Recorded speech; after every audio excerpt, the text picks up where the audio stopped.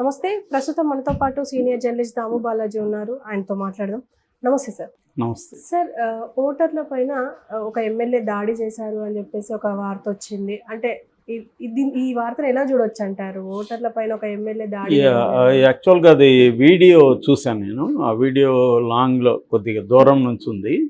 అంతకుముందు ఏం జరిగింది అనేది మనకు తెలియదు. ఆ వీడియోలో కూడా ఇప్పుడు వీడియోలో కనిపించేది మాత్రమే తెలుస్తుంది, కానీ వినిపించలేదు. ఆడ మాటలు వినిపించలేదు. మామూలుగా చెబుతున్నది ఏంటంటే Annabathuni Shivakumar, Tenali MLA, sitting MLA YCP తరఫున, అక్కడ ఐతే నగర్ అని ఉంది, ఐతా నగర్. ఆ నగర్ దీంట్లో బూత్లు ఆల్రెడీ క్యూలో ఉన్నారు. ఇతనేమో ఇలా తన అంచెలతో ఇట్లా వెళ్తున్నారు.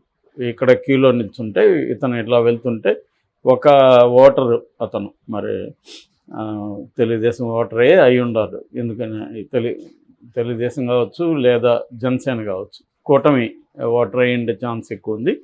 లేదా నార్మల్గా కూడా ఎవరన్నా క్యూలో, ఇప్పుడు ఆ ప్లేస్లో ఎవరున్నా మనకు కాలుతుంది కదా, క్యూలో రాకుండా నువ్వు బయట ఎందుకు వస్తున్నావు అని. సో అలాగా అడిగుండే ఛాన్స్ ఉంది. సో అతను ఏదో మొత్తానికి ఇతను కొంత బలంగానే ఉన్నాడు మనిషి. అతని మీదకి వెళ్ళినట్టుగానే దగ్గరికి వెళ్ళి ఆపుతున్నాడు. మరి ఏం మాట అన్నాడో తెలీదు.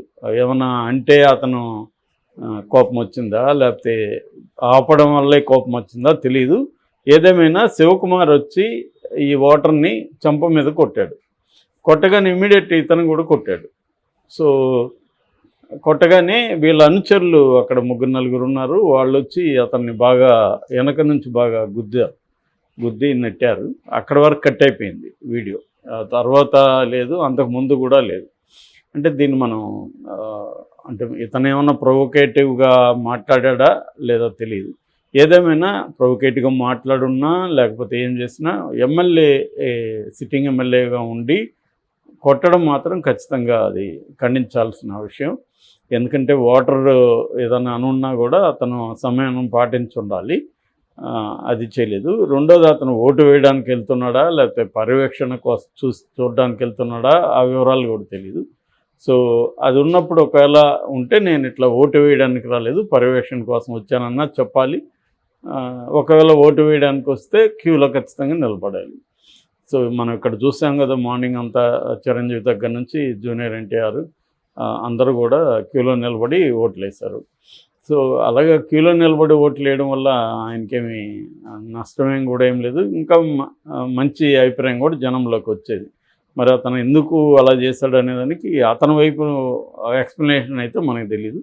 ఈ ఓటర్ కూడా మీడియాతో మాట్లాడలేదు, అతను కూడా ఇప్పటివరకు అయితే మీడియాతో మాట్లాడలేదు. కానీ వస్తున్న కథనం అయితే ఏంటంటే క్యూలో రమ్మని చెప్పిన దానికి ఓటర్ని కొట్టాడు అనేసి వస్తుంది. మరి క్యూలో రమ్మని చెప్పిన దానికి కొట్టాడా, ఇతను ఏమన్నా ప్రొవొకేటివ్గా మాట్లాడా, ఏదేమైనా మాట్లాడున్నా కూడా ఫస్ట్ చెయ్యి అయితే తనే వేశాడు. సో దీన్ని రకరకాలుగా చూస్తున్నారు. కొంతమంది ఓటర్ ఎమ్మెల్యేని కొట్టాడని అంటున్నారు. ఓటర్ ఎమ్మెల్యేని అయితే ఫస్ట్ కొట్టలేదు, ఎమ్మెల్యే ఓటర్ని కొట్టిన తర్వాతనే కొట్టాడు. కాబట్టి ఎప్పుడైనా ఎవరైనా మనల్ని కొట్టినప్పుడు రియాక్షన్గా మనం కూడా కొడతాం కదా, ఎమ్మెల్యే అయితే ఎవడైతే అనుకుంటారు కదా. సో అలాగా అది కొంత దాన్ని ఏమంటారు, ఇంపల్సివ్గా బిహేవ్ చేసినట్టు కనబడుతుంది అన్నాబొత్తిని శివకుమార్. సో ఖచ్చితంగా అది దాడిగానే పరిగణించాలి అతని మీద. ఎందుకంటే అతను కొట్టాడు, ఇతను ఒక దెబ్బ కొట్టిన తర్వాత వాళ్ళు కనీసం అక్కడ తాగున్నా చెల్లికి చెల్లి అని సరిపోయేది.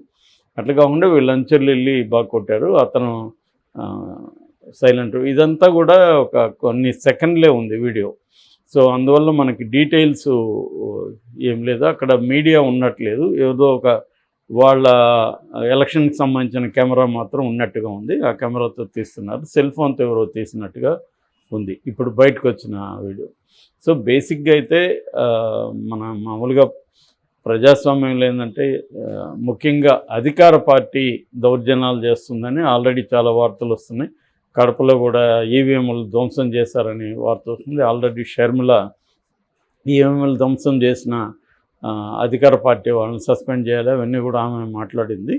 సో మెల్లమెల్లగా రోజు గడిచే కొంత వైలెన్స్ పెరిగే అవకాశం ఉంది. ఇందాకే సజ్జల కూడా ప్రెస్ మీట్ పెట్టి చంద్రబాబు ఒక స్కీము తెరలేపాడు ఈరోజు. అదేంటంటే తెలుగుదేశం నాయకులు అందరూ కూడా దౌర్జన్యాలు చేస్తారు, వైసీపీని రెచ్చగొట్టే విధంగా చేసి అల్లర్లు సృష్టించి రాష్ట్ర వ్యాప్తంగా ఆ నెపాన్ని వైసీపీ మీదకి వేయడానికి ఒక చంద్రబాబు ప్లాన్ చేశాడు. సో ఇది అందుకని మన వాళ్ళు ఎవరైనా రెచ్చగొట్టినా కూడా రెచ్చిపోకుండా ఉండండి అని కూడా పిలిపించారు. సో ఆ యాంగిల్లో తీసుకున్నప్పుడు ఏమన్నా ఈ అన్నాబొత్తుని ఇతను రెచ్చగొట్టే విధంగా ఏమన్నా మాట్లాడా? ఎందుకంటే ఆ వీడియోలో మాటలు వినబడట్లేదు. ఇది పరస్పరం అయితే నిందించుకుంటున్నారు, ఎవరిని రెచ్చగొడతారు లేకపోతే ఎట్లా వైలెన్స్ పెంచుతారా ఈరోజు అనేది తెలియదు. ఏదేమైనా అంటే యువతలేమో తెలుగుదేశం ఓడిపోతుంది అని వాళ్ళకి తెలిసిపోయింది, అందుకనే వైలెన్స్కి దిగుతున్నారని వైసీపీ వాళ్ళు చెప్తున్నారు, ఈయన సజ్జలు చెప్తున్నాడు. యువతలేమో వైసీపీ ఓడిపోతుందని వాళ్ళకి అర్థమైపోయింది, అందుకనే వైలెన్స్కి దిగుతున్నారని వీళ్ళు చెప్తున్నారు. సో రెండు వైపుల నుంచి ఇదే జరుగుతుంది. మరి ఈరోజు ఎన్నికలు అయ్యే లోపల ఇంకేమన్నా వైలెన్స్ జరుగుతుందా ఇలాంటి సంఘటనలు అనేది తెలీదు. ఓటర్లని ఎలా డిసైడ్ చేస్తాం ఈ పార్టీకి సంబంధించిన వాళ్ళు అని చెప్పి? మనం ఏం చేయలేం. అంటే నేను అనేది ఏంటంటే ఇప్పుడు ఆ ఎమ్మెల్యేని వైసీపీ అతనైతే అబ్జెక్ట్ చేయడు కదా, అట్లా అంటున్నాం అంతే. వైసీపీ ఎమ్మెల్యేనే కాబట్టి వైసీపీ అతనైతే ఖచ్చితంగా చేయడు, మనోడే లేదనుకోవచ్చు. లేదా తటస్థులు కూడా ఉండే, అంటే పార్టీకి సంబంధం లేదు, జనరల్గా వాళ్ళకి నచ్చిన వాళ్ళకి ఓటేసే అవకాశం ఉండొచ్చు. ఏదేమైనా వైసీపీకి ఓటేసే ఓటర్ అయితే అతను అబ్జెక్ట్ చేయకపోవచ్చు జనరల్గా అయితే, అంటే కామన్ సెన్స్తో ఆలోచిస్తే. సో మన ఎమ్మెల్యేనే కదా నేను అనుకునే అవకాశం ఉంది. మామూలు వాళ్ళు అయితే వేరే వాళ్ళకు అక్కడ నిలబడింది అయితే కూటమి తరపున నాదెండ్ల మనోహర్, సో జనసేన తరపున, కాబట్టి కూటమి సంబంధించిన ఓటర్ అయి ఉండొచ్చు అనేది ఒక కామన్ సెన్స్తో అనుకోవడమే మామూలుగా, అది కరెక్ట్ కాకపోవచ్చు కూడా. ఏదేమైనా ఈరోజు సజ్జల చెప్పిన దాన్ని బట్టి మరి సజ్జల ఎందుకు అలా వచ్చి చెప్పాడు అంటే వీళ్ళేమన్నా వైసీపీ వాళ్ళే ఈ గొడవ చేయబోతున్నారా, దాన్ని ముందుగానే చంద్రబాబు చేయబోతున్నాడని చెప్తున్నారా, లేకపోతే నిజంగానే తెలుగుదేశం వాళ్ళు ఏమన్నా వైలెన్స్కి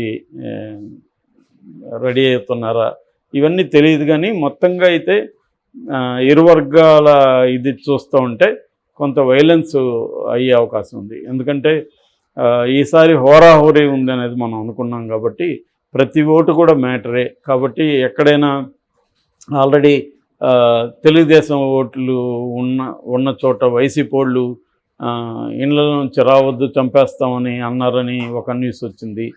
సో ఇది వైస్ వెర్సా జరుగుతూ ఉన్నాయన్నమాట. సో ఆ హోల్ దీంట్లో చూసుకొని చూడాలి. ఈ పర్టికులర్ ఇన్సిడెంట్లో మాత్రం మనకు ఎక్కువ ఇన్ఫర్మేషన్ లేదు. ఆ వీడియో ఉంది, వార్త అలా వచ్చింది. ఈ వార్తలు కూడా నేను 4-5 రకాలుగా చూసినప్పుడు 4-5 రకాల వ్యాఖ్యానాలు కనిపిస్తున్నాయి. ఓటర్ మీద ఎమ్మెల్యే దాడి అని ఒకటి వస్తుంటే ఎమ్మెల్యేని చంపదెబ్బ కొట్టిన ఓటరు అని కూడా వస్తుంది. నిజానికి అది రాంగు.